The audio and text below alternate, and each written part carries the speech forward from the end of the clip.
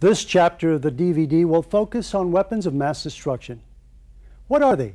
A few examples of each, and basic first responder actions which may save your life and the life of others.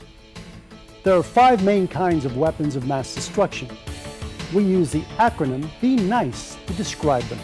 They are biological, nuclear, incendiary, chemical, explosive. A biological agent is something that makes you sick and spreads easily. They are intentionally induced mass diseases. Examples are bacteria, viruses, and various toxins. Nuclear terrorism can occur in several ways, from a threat of actual deployment of a nuclear bomb to the spreading of radioactive material, which is also toxic, and it is a byproduct of a nuclear reaction. An incendiary device is any mechanical, electrical, or chemical device purposely used to start a fire. A chemical agent can injure or kill by being inhaled into your lungs, by being swallowed, or through your skin. Some examples are those that affect the nervous system, those that could cause skin damage, and those that prevent your blood from absorbing oxygen. An explosive, commonly known as a bomb, is probably the best known device, and also the most frequently used. Bombs of every kind can cause damage from the initial force of the explosion, from shrapnel, and from the danger of falling objects. The different weapons show their effects in different timelines. An explosion, of course, has an immediate effect on people, while fire or the release of nuclear materials will have an effect within a few minutes. Chemicals will also affect humans very quickly, usually within an hour. On the other hand, bacteria or other biological agents will take more than a few days before people start showing symptoms of illness. Why would a terrorist group choose one weapon over another? It depends largely on the group's amount of money, their access to the target site, and the kind of devastation they want to inflict. The viruses and bacteria needed for biological weapons, those that cause mass illnesses, discomfort, and possibly death, are sadly easy to come by, but difficult to employ and diagnose. We humans have an inborn fear of plague-like terrorism because we feel that we cannot protect ourselves and those we love. However, the disadvantages to the potential terrorists mostly outweigh those advantages. Some examples of biological agents are anthrax, botulism, cholera, plague, and smallpox. As we said before, a nuclear weapon may be either the actual detonation of a nuclear bomb, such as the ones launched over Hiroshima and Nagasaki in the Second World War, or the release of radiological materials.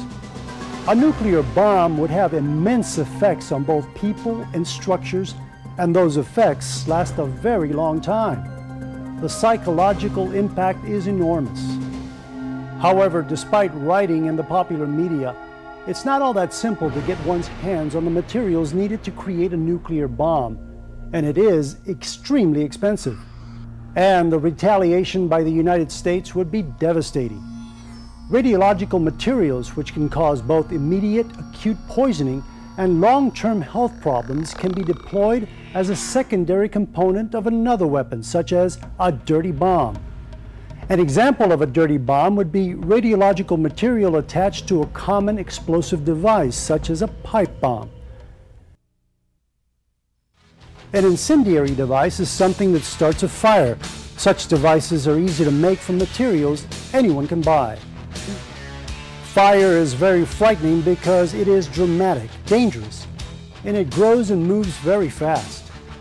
The terrorists may end up destroying more property than lives.